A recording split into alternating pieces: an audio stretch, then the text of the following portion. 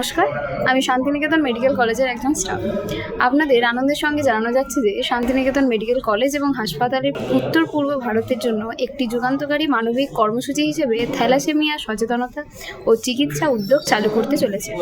এই উদ্যোগটি মুম্বাইয়ের খ্যাতনামা কোকিলাবেন ধীরুভাই আম্বানি হাসপাতাল ও মেডিকেল রিসার্চ ইনস্টিটিউটের সহযোগিতায় পরিচালিত হবে।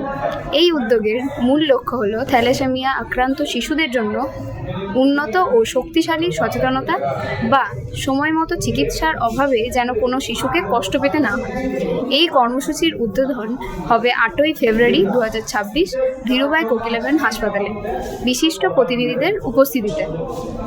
আশা ও মানবিকতা এই মহতী উদ্যোগে সকলকে একসঙ্গে এগিয়ে আসার আহ্বান জানানো হচ্ছে, যাতে প্রতিরোধ ও সচেতনতার মাধ্যমে আমরা একটি সুস্থ ও থ্যালাসেমিয়া সচেতন সমাজ গড়ে তুলতে পারি।